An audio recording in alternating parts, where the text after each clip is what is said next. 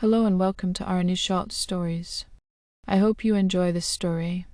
I'm going to try and upload a new story each day. The Cursed Mask. The evening Holly stumbled upon the mask. The Isle of Wight was wrapped in an uncharacteristic fog. She was at her grandmother's old house, combing through decades of forgotten treasures in the attic. The house, perched near the coast, creaked with every sea breeze, its old bones unsettled and strange in the quiet dusk. Holly lifted a battered leather box, heavy and worn, from the shadows of a dusty trunk. The hinges groaned as she opened it, and there, nestled among a moth-eaten velvet cloth, lay an ornate mask. Its design was unlike anything she'd ever seen. The mask's edges were gilded with faded gold paint, and the hollow eyes seemed to gaze back at her. It was half beautiful, half terrifying, a haunting blend of beauty and menace. The mask was icy to the touch, sending an unexpected chill up her arm. Holly, fascinated, held it up to the dim light. An inscription inside, barely legible, read, "To see as others cannot." It looked like a carnival mask, but something about it felt wrong. Still, curiosity pulled at her as it always did. She turned to the dusty mirror beside an old wardrobe, lifted the mask to her face, and let the velvet rest against her skin. The room instantly grew cold. Shadows flickered in the mirror, twisting and elongating, as if stretching from another world. Holly's own reflection blurred, replaced by a vision of a masked figure standing in a hall of mirrors, each face warped and menacing. She heard whispers not in her ear, but in her mind, a language she couldn't place, each word a needle, sharp and intrusive. Pulling the mask off, she stumbled back, her heart pounding. The mirror returned to normal, reflecting her pale face and wide eyes, but she couldn't shake the feeling that something in the attic was watching her. After a few moments, Holly closed the box, returned it to the trunk, and hurried downstairs, her nerves taut. That night, as she lay in bed, shadows shifted in her room. When she closed her eyes, flashes of disturbing images flickered in her mind, a ballroom full of masked figures, dancing to a silent rhythm, their faces empty and lifeless. Each wore the same mask she found, and each was staring at her with hollow eyes. Then came the whispers again. "Come to us where the masks share our fate." Holly awoke in a cold sweat, her skin clammy. The images faded, but the words lingered. Against her better judgment, she returned to the attic the next morning. The mask seemed to call to her, its pull stronger than before, and with trembling hands, she lifted it from the box once more. Over the next few days, Holly's life took a sinister turn. Each time she tried on the mask, she saw more people she didn't recognize, their faces frozen in terror, their bodies motionless yet somehow aware of her presence. When she tried to stop wearing the mask, the visions began to invade her dreams, pulling her back into that ghostly ballroom. She couldn't escape them. One night, she looked deeper into the mask's eyes and caught a fleeting glimpse of a woman with a face so similar to her own it was uncanny. The woman was standing in a decaying theater, wearing the mask, tears streaming down her cheeks. Holly felt the woman's terror as if it were her own. The following morning, she searched through her grandmother's belongings, desperate to find some clue. She found an old newspaper clipping tucked in a faded diary dated over a century ago. The headline read, "Tragedy at the theater. Young woman's death sparks rumors of a curse." The article described a woman, a distant relative named Alina, who had mysteriously died on stage. She'd been wearing a strange, handcrafted mask rumored to have been passed down from a dark lineage. "They say she couldn't take it off," Holly read aloud, her voice trembling. A chill gripped her. Alina's death hadn't been the end. The mask had claimed her, trapping her spirit, forcing her to roam the stage for eternity. Holly resolved to destroy the mask, but it was as if the object had a will of its own.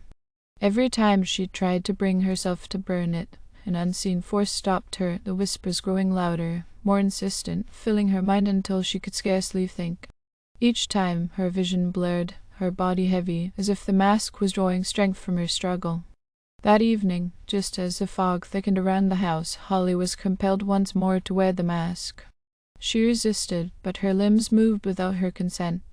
She watched in horror as her hands lifted the mask to her face, the world around her dissolving into a shadowy nightmare. This time there was no returning. Days passed. Her family, friends, and the few neighbors who knew her began to worry. The house, quiet and empty, held no signs of life, only the faintest scent of burning candles and the unsettling silence that followed her absence. Police found nothing in their search except a peculiar mask on the attic floor, its hollow eyes gazing into the distance. It's said that on fog-laden nights, when the wind howls through the trees, some see Holly's figure, her face hidden behind the gilded mask, wandering the cliffs of the Isle of Wight, bound to the mask forever. The mask, they say, still waits in the attic, ready for the next soul brave or foolish enough to don it and join the endless dance of the cursed. Holly's disappearance became local legend, whispered in hushed voices among islanders who knew better than to pry too deeply into stories that ended in vanished souls and haunted artifacts. But the cursed mask didn't stay silent for long.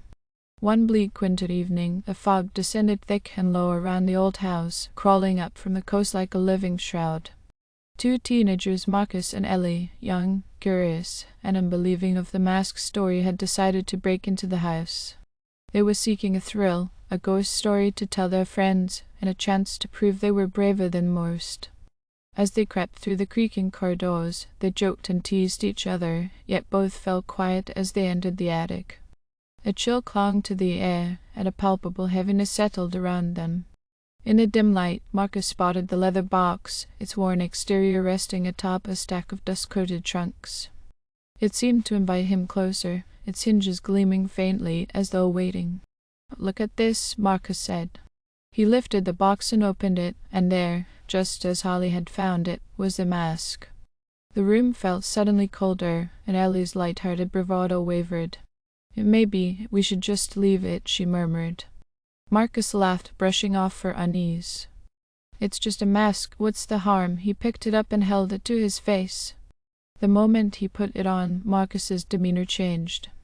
His body went rigid, his breathing shallow, and he staggered, his eyes unfocused. Ellie asked, a nervous edge creeping into her voice. Marcus didn't answer. Instead, he began to murmur in a low voice, speaking words Ellie couldn't understand. She reached out to pull the mask away, but his hand shot up, gripping her wrist with unnatural strength. "Ellie, it's her," he rasped. "She's here, Holly. She's trying to warn us." A bone-chilling wind swept through the attic. Ellie felt something cold and invisible press against her, whispering in her ear. Her stomach knotted as she heard a woman's voice, a whisper, soft yet tortured, full of fear and sorrow. "Don't let him keep it. Don't let him wear it, or you'll be next." He moved like a puppet on strings, turning toward the attic's dusty mirror, his eyes vacant as he watched his own reflection twist and distort. In the mirror's depth, Ellie caught a fleeting glimpse of Holly, her pale face veiled in shadows, her eyes hollow yet pleading, lips moving in silent desperation. Ellie snapped back to reality, yanking Marcus away from the mirror with all her strength. In a fit of panic, she tore the mask from his face, sending it clattering to the floor. The room fell silent, and Marcus collapsed, breathing heavily as if he'd just woken from a nightmare. What happened?" he gasped. His hands trembled, and his gaze flicked to the mask on the floor. "We need to get out of here," Ellie insisted. But just as they turned to leave, a low whisper echoed in the attic, a voice filled with pain and longing. Help me." Against her better judgment, Ellie turned back. Holly's face flashed in her mind, haunted and desperate, trapped in an endless darkness. Ellie felt the pull of the mask, as if it were a magnet, drawing her closer. "Ellie," Marcus called, grabbing her arm before she could reach down. He dragged her down the attic stairs, their footsteps echoing in the quiet house. They fled into the fog, hearts racing, the mask's whispers fading behind them. But neither could shake the feeling that something had followed, that a sliver of the curse had slit through and clung to them like a shadow. In the days that followed, Marcus and Ellie were haunted by nightmares, visions of the mask and Holly's ghostly face filling their dreams. They saw her walking the foggy cliffs, her eyes hollow yet pleading, her whisper soft yet relentless. The mask wasn't finished with them. Marcus and Ellie were plagued by visions and whispers every night, each one clearer than the last. Holly's voice reached them even in their waking hours, a barely audible murmur echoing from shadowy corners, from mirrors, and even through the chilling sea breeze. She was calling for help, but her words were twisted, at times sounding more like a threat. One fog-filled evening, Ellie's phone rang. She checked the caller ID and saw Marcus's name, but when she answered, silence greeted her.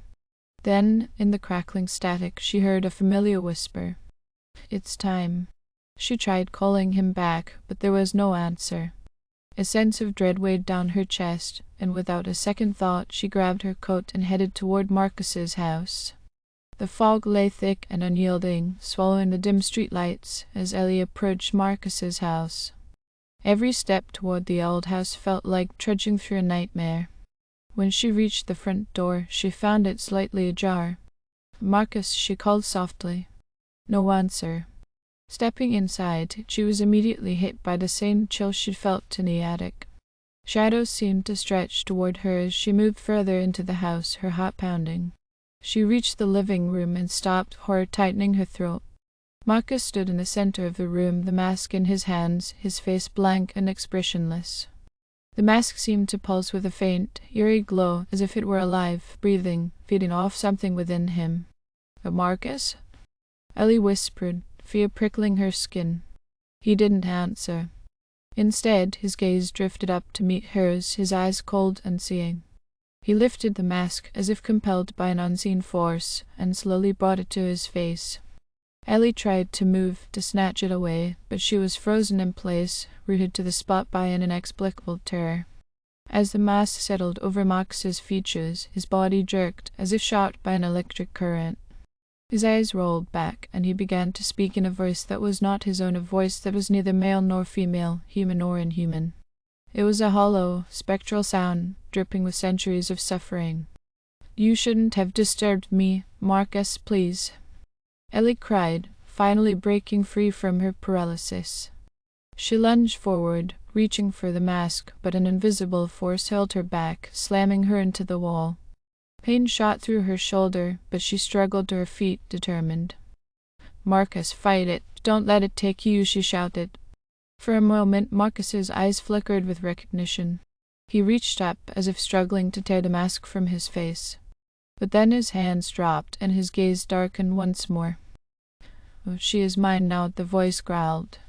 Ellie glanced around the room, her mind racing. She knew that destroying the mask would be the only way to save him. But how? The mask had survived for centuries, claimed countless lives. Could it even be destroyed? Suddenly, she remembered an old legend she'd read about haunted artifacts, a ritual to sever the ties between an object and the spirit bound to it. It required fire and salt, symbols of purity and cleansing. She scrambled to the kitchen, grabbing a container of salt and a lighter. Returning to the living room, she began to scatter the salt in a circle around Marcus, chanting under her breath the few words she could remember from the ritual. The air thickened, and the mask's whispers grew louder, overlapping in a cacophony of agony and rage. "Release him," she cried. She flicked it on, the small flame trembling in her hand. The mask's eyes seemed to flash, glaring at her with ancient malice. But Ellie didn't falter. She stepped closer, the salt crunching under her feet, and touched the flame to the edge of the mask. A scream tore through the room, not Marcus's, but a shriek filled with centuries of anger and despair. The mask glowed white-hot, and Marcus writhed, his body contorting in pain. With a final, defiant scream, the mask shattered, the shards scattering across the floor like broken glass. The room fell silent, and Marcus collapsed, his face pale, his breathing shallow. Ellie knelt beside him, relief flooding through her. She helped him sit up, and for a long moment they sat together in silence, the weight of what had happened settling over them. "Thank you," Marcus whispered. In the days that followed, Ellie and Marcus returned to the old house on the Isle of Wight, determined to cleanse it of whatever remnants of the mask might linger. They scattered salt in every corner, burned sage, and sealed the attic shut, vowing that no one would ever find another cursed object within those walls. But even after all was said and done, they both felt the eyes of the mask watching them in their dreams, a lingering presence that refused to be entirely erased. And sometimes, when the fog rolled in thick around the isle, Ellie swore she could still hear the faintest whisper in the distance. "It's not over. Thank you for listening. I hope you enjoyed this story. Please don't forget to like, and even better, like and subscribe. Thank you very much, and I hope you have had or have a great day."